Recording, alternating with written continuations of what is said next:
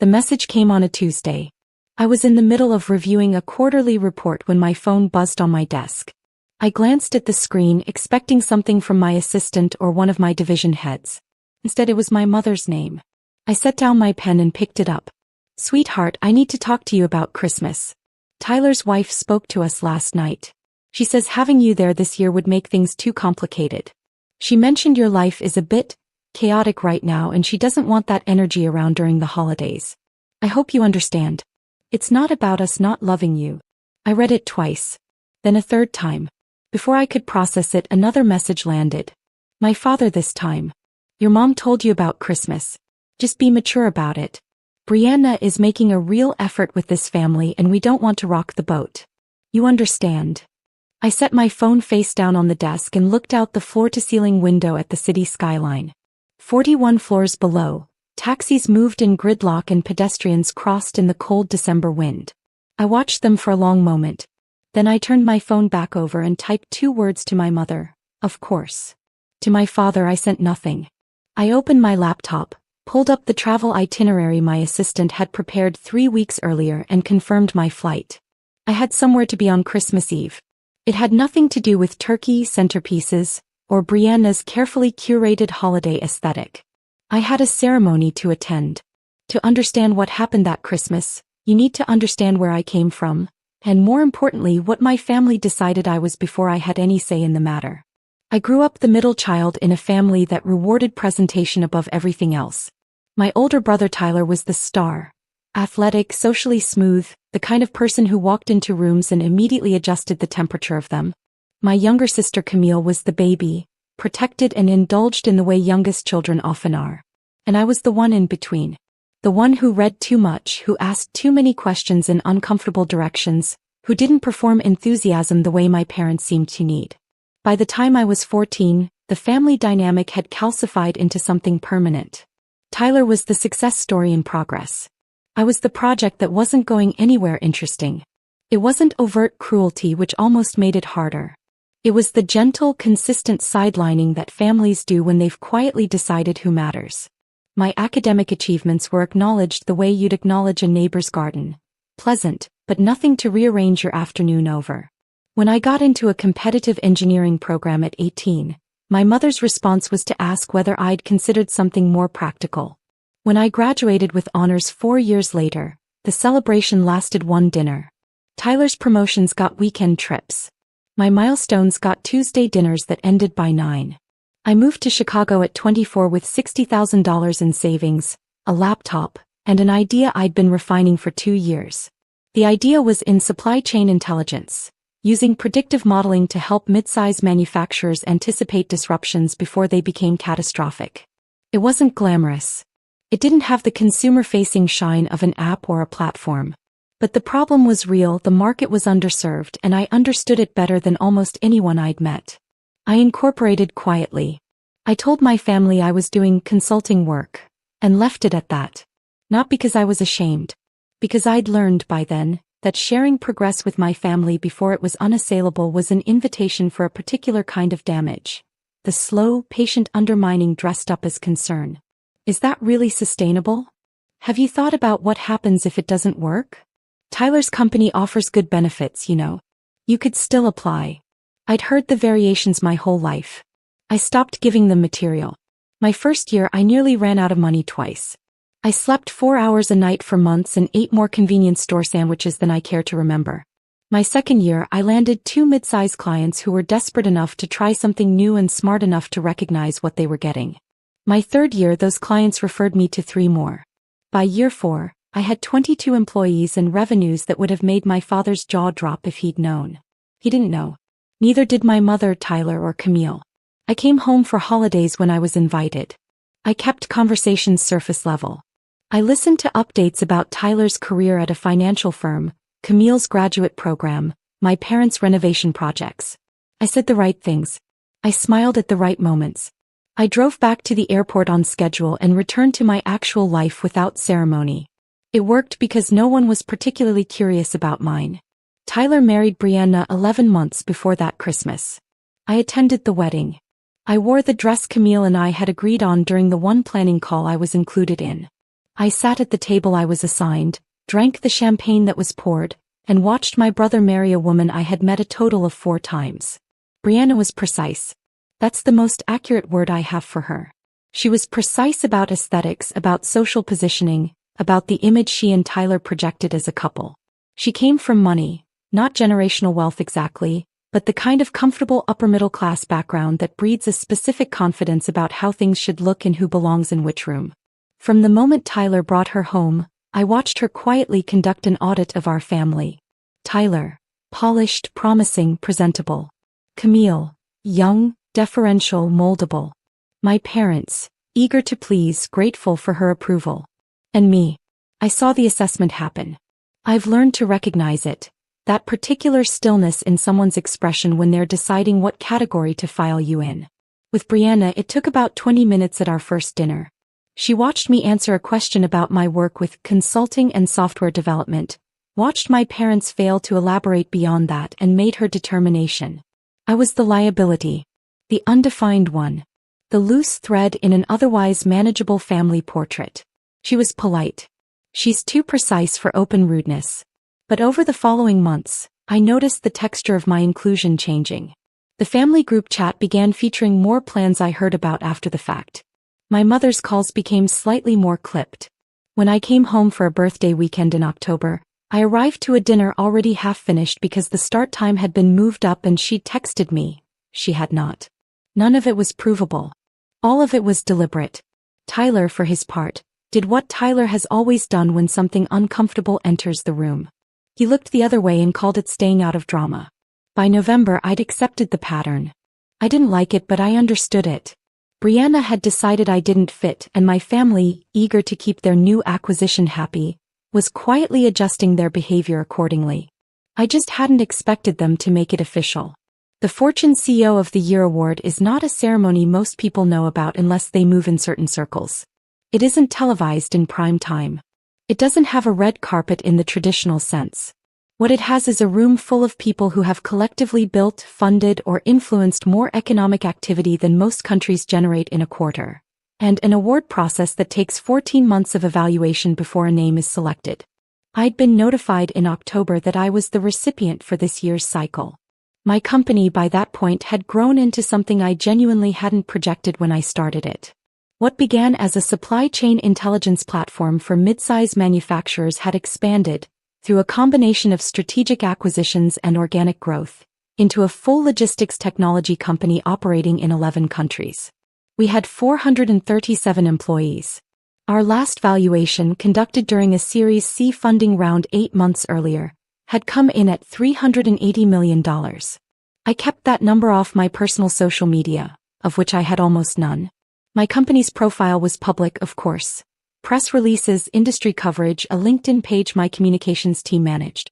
But I had no personal Instagram, no Twitter, no Facebook.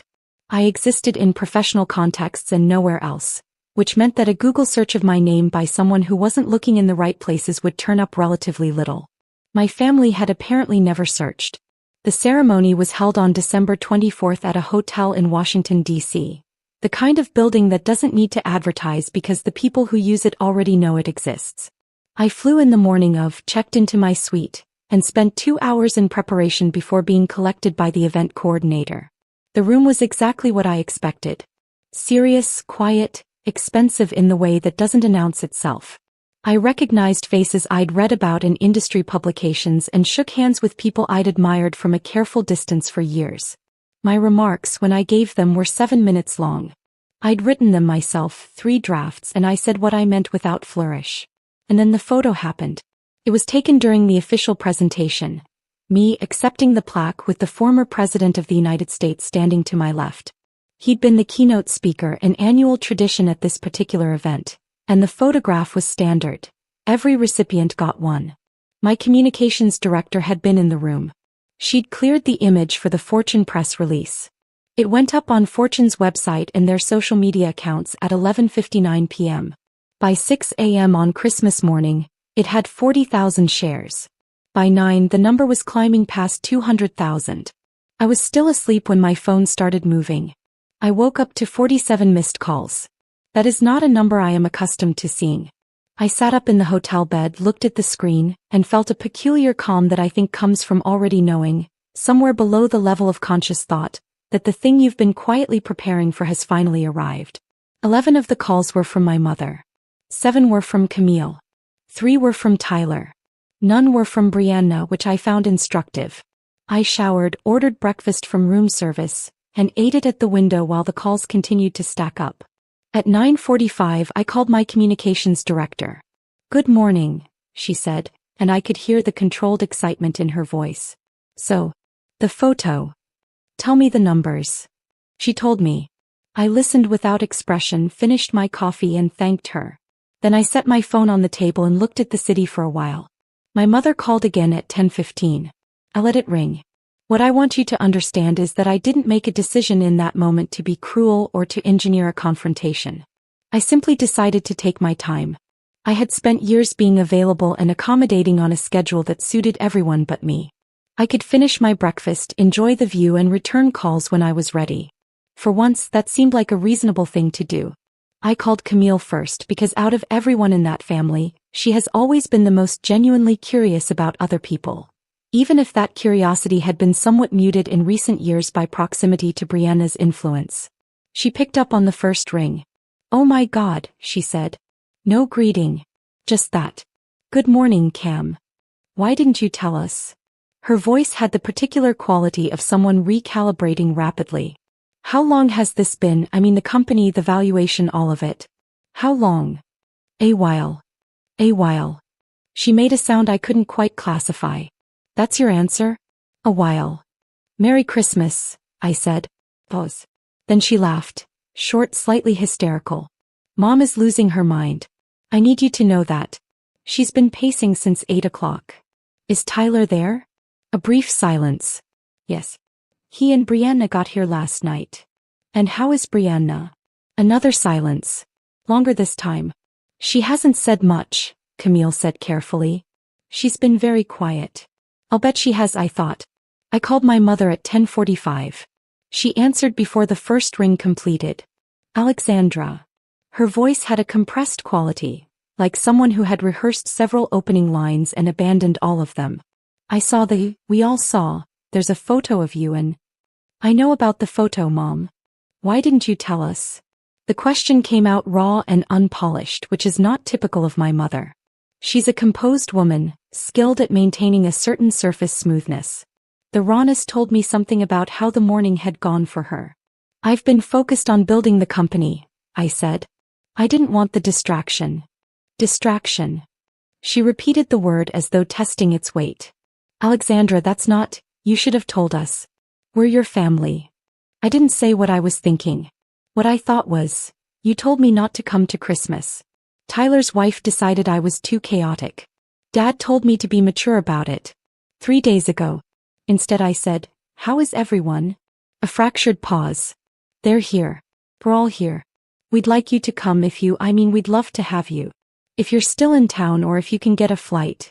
"I'm in DC, I said. "The ceremony was here." "Of course, yes, the ceremony." "Alexandra, that plaque, is that really?" "It's real, Mom." I heard her exhale. A long, careful exhale. "We had no idea." "I know," I said. "Why?" The question came out small. Almost genuinely confused. "Why didn't you ever say anything? All those dinners, all those Christmases, you never once mentioned." "It never seemed like the right time," I said. It was the most honest answer I had and also the most merciful one. The full answer would have taken the rest of the morning and would have been harder for everyone. I told her I'd call back later. I meant it. I called my father next. The conversation was shorter. My father is not a man who processes emotion in real time. He files it somewhere internal and produces a response 3 to 5 business days later. What he said was, "I saw the news. That's quite something, Alexandra." What I heard underneath it was a man confronting the gap between the story he'd told himself about his children and the story that had just become public record. "It is," I agreed. "We should talk," he said. "We should," I said. I didn't call Tyler. I've reconstructed this from Camille, who told me later in considerable detail, and from a few things Tyler eventually said himself. The photo had surfaced first on Brianna's phone. She'd seen it shared by a professional contact, someone in finance who followed Fortune's social accounts, and recognized my face. Or rather, recognized the face that looked enough like Tyler's that there was no question of mistaken identity. She showed it to Tyler without comment and set her phone face down on the kitchen counter. Tyler read the caption. Then he read it again. Then he opened his own phone and searched my name for what appears to have been the first time in recent memory. What came up was a great deal. Our company's press page. 3 years of industry coverage. A profile in a logistics trade publication from the previous spring. An interview I'd given in October to a business podcast with a couple 100,000 listeners. The Forbes recognition. The Series C announcement with its attendant valuation figure. By the time my mother came downstairs that morning, Tyler had been staring at his phone in the kitchen for 40 minutes. According to Camille, who witnessed this, my mother read the caption on the phone Tyler silently handed her, and then sat down at the kitchen table without taking her coat off, which she'd just put on to take the dog out. She just sat there, Camille told me later. For like 3 minutes. Just sat there. Brianna had at some point moved to the living room. What I'm told is that she said nothing to anyone for the majority of the morning. She sat in the armchair by the fireplace that she'd designated as her preferred seat since becoming part of the family, and she was very still and very quiet. At approximately 11:30, my Aunt Karen, my mother's sister who had come for the holiday, arrived at the house and walked in to find what she described as the strangest Christmas morning I've ever seen. She was shown the photo. She read the caption. She looked around at the assembled faces of my immediate family. And then Aunt Karen, who has never once in my living memory prioritized social smoothness over honesty, said, "Isn't this the one you didn't invite?" The room went quiet. Aunt Karen looked at my mother. "Didn't you text me last week that she wasn't coming? Wasn't it something about her being too chaotic?" My mother said something. Camille doesn't remember exactly what, but characterizes it as, not a full sentence. Aunt Karen looked at Tyler. Then at Brianna. Then back at the phone. "That's the CEO of the year," she said with the particular clarity of someone stating something that shouldn't need to be stated. "Fortune magazine. That's your sister." No one answered her. This is the part that Camille and I have talked about the most in the month since. Not the photo, not the public recognition, not even the valuation number that eventually circulated through the extended family like a stone dropped in still water. The part that mattered most happened in that living room, when my aunt asked a simple question and nobody in my immediate family could produce an answer that didn't implicate them. By early afternoon, various extended family members had texted my mother. Cousins. My grandmother on my father's side, who apparently navigated social media more efficiently than anyone had previously credited. 2 of my uncles. The text had a consistent shape. "Is this your Alexandra? Did you know?" My mother answered each one. I don't know what she said. Camille says she spent most of the afternoon on her phone, which is unusual for her.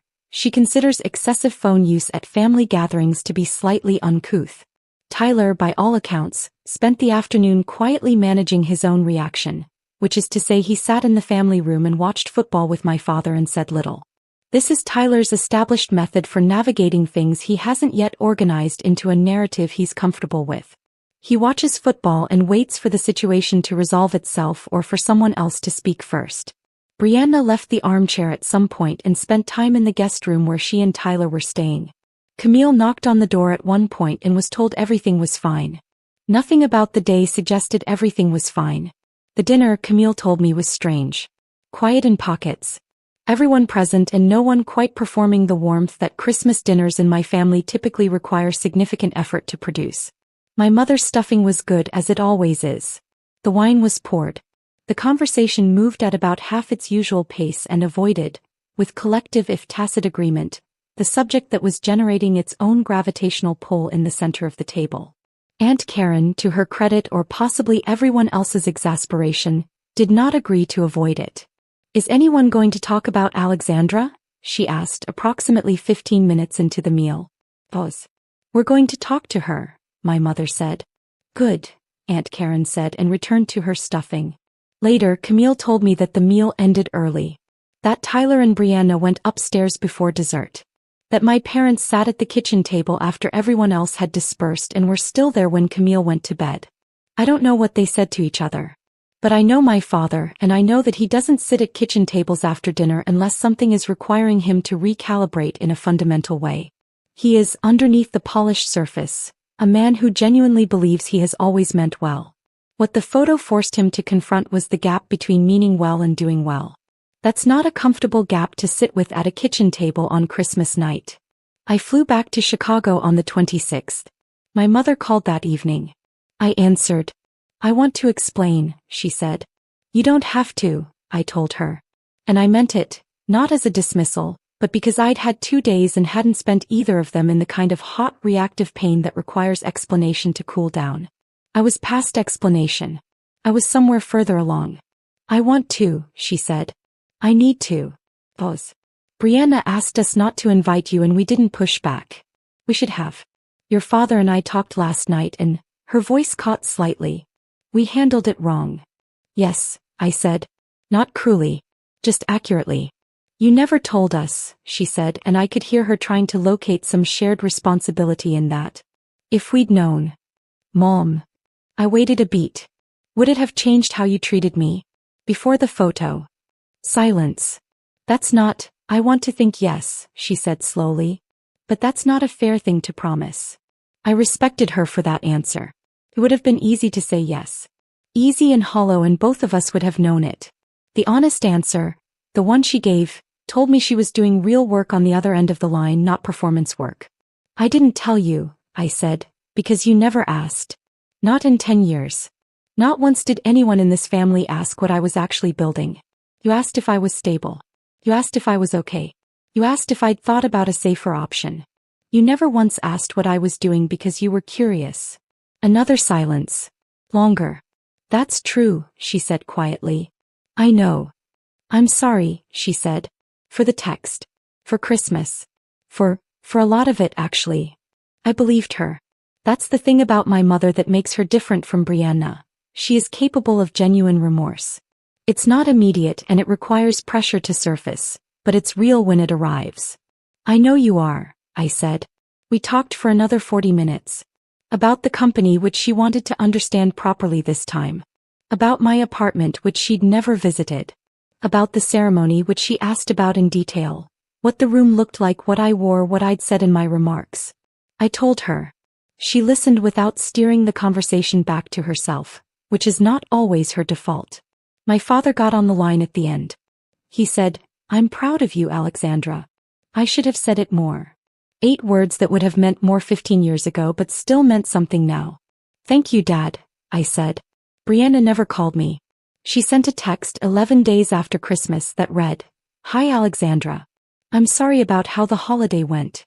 I hope we can start fresh. It was polite, precise, and careful, exactly what I would have expected from her. I read it, considered it, and replied, Thanks, Brianna. Happy New Year. That was the extent of it. We didn't have a dramatic confrontation. We didn't clear the air.